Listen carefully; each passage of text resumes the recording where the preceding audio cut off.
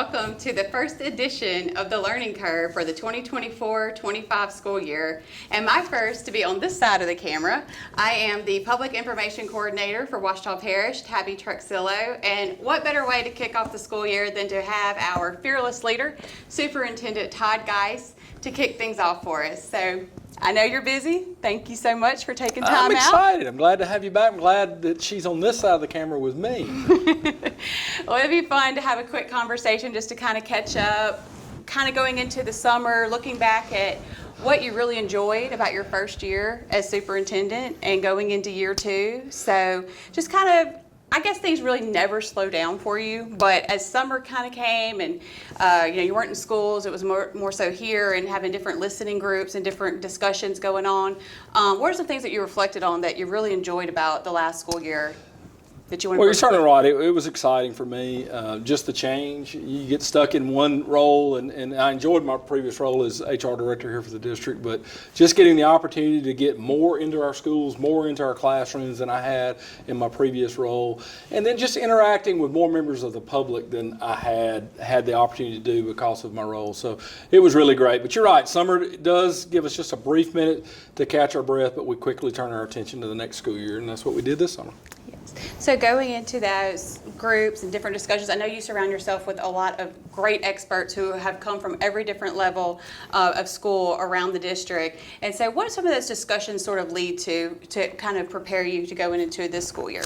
Well, as soon as the year ended, we pretty much immediately had our district leadership retreat. It's something I started last year, so this is our second year where we get to get away from the office and go to another site and just sit down and collaborate and talk about the previous year and also look forward to the next year. So out of that grew some great discussion and some great ideas centered around what we call our keys to success and kind of what we're building this year around, kind of a roadmap for us to really concentrate on what's important to the district and instructionally and in other areas, and make sure that we follow those keys and everything that we do center around those, and it just keeps us focused and where we need to be.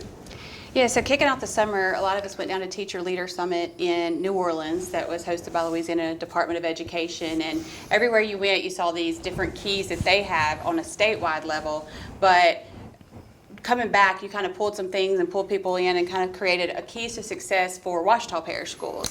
That's right, and you're right. The state did outline some goals, and some of the goals that they outlined, you can see in our keys to, in a certain extent, some of the basics for instructional purposes, but we kind of made them our own as well and really honed in on some things that we feel like are important to our district here in Ouachita Parish and how they would better be suited to fit our students and our employees.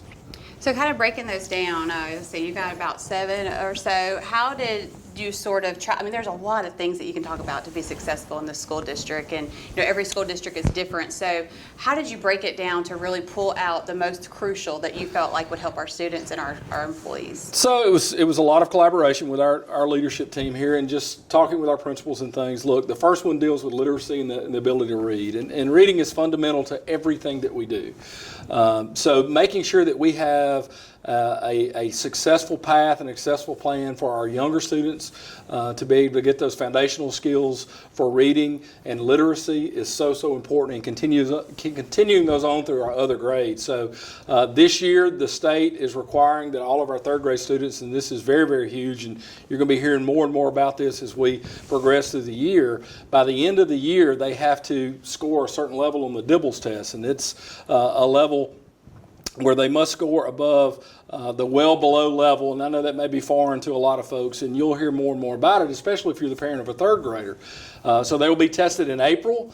If they don't meet that mark in April, they will be tested again in May, and if they are not successful there, they have to attend summer remediation and take another test during the summer. And if they are not successful in all three of those, with scoring above the well below in grade level for the third grade, then they could be retained in the third grade, and that is a new state law, and that's going to be very impactful. So we have to be very intentional. We're going to target a lot of these students with high dosage tutoring for the students that need it the most to try to make sure that our third grade students are successful and build that foundation for other years beyond that. And reading is huge, of course, and then switching gears to the mathematics side of things, always huge, just from the very start. You go into kindergarten, and those are things that are big and barely focused on and continue to grow. So what is sort of the plan there as far as the mathematics side of things? So with new state policy, the math side of things, as you say, is going to really follow literacy. It's a year or two behind, but the numeracy project, you will hear more and more about that from the state, the emphasis on numeracy and our students being successful. So our K-3 students this year will start taking our Ready Math diagnostic, and it will try to determine where they are on a math level similar to that of literacy.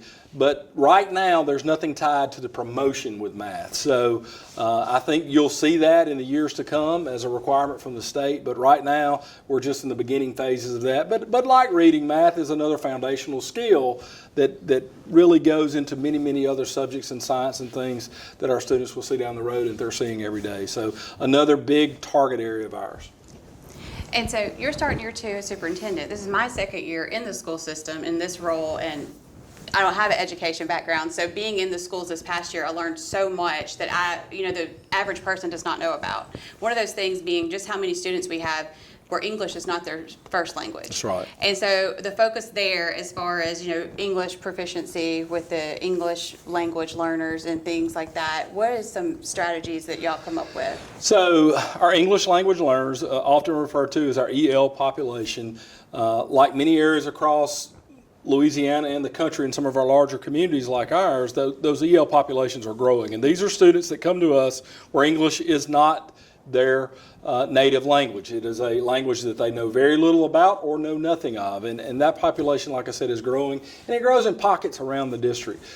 So we have been enhancing what we do with our EL population for the last several years, but the state has come in now and really up the ante and change some of the requirements that we have to follow with our EL students. And in fact, starting in 2026, they will be 8% of our school accountability scores on how well those students perform. So we're going to try to target the younger ones as much as we can. It's much more difficult to learn another language as you get older. You will hear more and more about that as we progress through the year and into the following years of how we're going to work really, really hard, not that we haven't been doing, but to increase some of the things that we're doing with our EL population to improve their efficiency in the English language. And then some of the other bullet points really talk about success in the classroom, targeting strategies for classroom success and management. That's a huge one, and it kind of goes hand in hand with the students doing their part and the teachers doing their part. That's right. We have really had a lot of discussion around this area, and that particular bullet is kind of broad when we're targeting strategies for classroom success. You could cover a lot of things in that area, but I think the targeting phrase in there is the most important one, where in the past we've kind of given the same professional development, the same supports to all teachers, and that's important.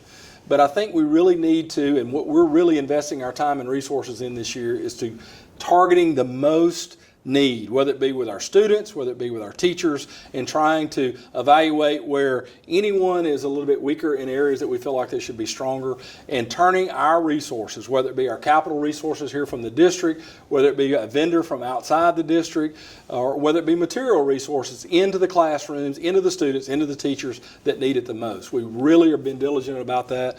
We have a whole district team, a district instructional leadership team that meets every other week to really talk about the most needed areas in the district for instructional support, and we're really keyed in on that this year, and I'm excited about that. Yeah, and the one that really excites me is an effective teacher for every student, because we know no two students are alike, no two teachers are alike. So being able to have an effective teacher for every student, that is going to be so big for the growth. It is, and that's a broad statement. That's a big statement. That's a lot to put on our HR team.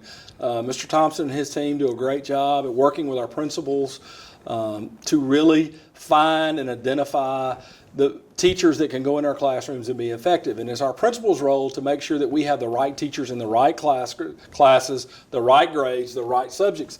And sometimes that's an art, and sometimes we have to move people around to make sure that we're putting them in a place where they can be successful. They're in their sweet spot, so to speak, where they're teaching something that they feel most confident to do, where they can reach our kids. So we work very, very hard on that through the hiring process and to making sure that we're putting the people that we have in the right subjects and the right grades. And one of the things I really like and appreciate with the way that you think is being present and being out there in our communities, hearing different takes from different people instead of it just being, I'm sitting in my ivory tower and this is how I run things, but being able to listen and listen to our community members. So expanding that community engagement, why is that so important? Well, look, first of all, we're very, very fortunate in Washita Parish to have such a supportive community that if we ask for something, if we need something, they're always there. So many churches and businesses and other groups in the area that'll just call and say, what do you need? What can we do to help you? Through Adopt a School and through other things like that. So, but I have made it my mission, and one, I enjoy doing this, is sitting down and listening to our stakeholders, whether it be our students, that's really my most favorite group to meet with, our employees, our local pastors, our governmental leaders, our legislative leaders, our community leaders, our business leaders. And we spent a lot of time last year doing that. We're going to do that again this year, maybe even expand that even more, maybe even see some of those folks come on a learning curve segment with us. We're asking them questions like, what are we doing well? Because, we want to pat ourselves on the back. But then the most important part to me is, what can we do better? What can we do better to serve our students, in their opinion? What can we do better to serve the community? And that's very, very important. And the only way we can do that is to sit down with folks and talk. And that's what we do and what we've invested a lot of our time, and we're going to continue to do that. And speaking of pats on the back, being fiscally responsible and efficient, our business department, I don't know how they do it, but to have a perfect audit earlier this year and to continue to do what they do is just, it's a huge task to try to tackle for them to do what they do, but to continue to be fiscally responsible and efficient, obviously that's a huge one as well. Right, and we try to be very transparent in what we do. I think this is a perfect example of what we've done with the expansion of our messaging team with Tabby, Truxillo, Eileen Smead, and Adam Hunsucker, and what we're doing there. But our business department has really followed in with that. It's not an easy job. Regina Mikas heads that department, and she will be the first to tell you it's not just her department. It's every employee across our district that does things the right way, that is responsible for the money that our community entrusts in us, so that we spend that the way we should spend it. We're getting the most out of those resources that are entrusted to us and to help our students succeed. And like you said, we had a perfect audit this time, and that's not to say we will next time, but that is our goal every time, to make sure that our community understands that we are really, really careful with the money that's entrusted to us, and we're doing the right things with it. So that's so important. And like I said, we're very fortunate to have a community that supports us. We just are in the end process of an East Side bond where we spent about $40+ million on different improvements on that side of the river. The west side is structured differently. We're continually doing things over there. But again, all of this money has been entrusted to us by the community, and we understand that, and we're trying to make sure that we do the right things with that money. And so I am proud of that. It's a lot of work. Yeah. And I am glad to be a part of the messaging team as well, and to be on the inside because of being a mother to Washita Parish students, being a wife to a Washita Parish employee, getting to see the things and the day-to-day process that goes through to make sure that every single person is successful and getting what they need to benefit. And one of my favorite things that you've said so much this summer is wanting to be in the schools more. Going into this school year, that first year superintendent, there's so many things, even though you've had an education background and have been at central office for so many years, but once you put that hat on, there's so much to have to do. So going into this year and being strategic about being in the schools more, how important is that to you? Well, one of the first things I told our directors when I took over last year, and I try to remind them all the time, we can never forget what it's like to be a teacher. We just can't do it. They are the front line. They are working so hard every day in our classrooms. And on top of that, we can never forget what it's like to be a principal too, and the battles that they deal and the struggles that they have to deal with every day. But we're fortunate to have great teachers and great school level administrators, and I'm fortunate to have a great team around me here. So but it's like you said, if we stay in this building, in the central office, and we don't get out into the schools and listen and see, then we're not going to be doing our jobs. And that's why we got an education in the first place, is to be around kids and to be in these school environments. And we need to make sure we're doing that to do the job that we need to do. Yeah. Well, all that really excites me for going into this school year. The first year being here in this position excited me anyway because I learned a lot. But just going into the second year, there's just a lot of really great things that we can share with you. And of course, we wanted to kick it off with our superintendent because his vision is just brilliant, and there's so many other moving parts to it that that we could pretty much just keep you all day if we sat here and talked about all of it. But it's really exciting, and like I said, we have lots more things to bring to you through the learning curve this year. So stay tuned and be on the lookout for a lot of different subjects that we know y'all are interested in, and different things that we can bring to you. So for now, I again am Tabby Truxillo, the Public Information Coordinator for Ouachita Parish Schools. And Mr. Guice, thank you very much for joining us today. I enjoyed it. We'll see you back soon.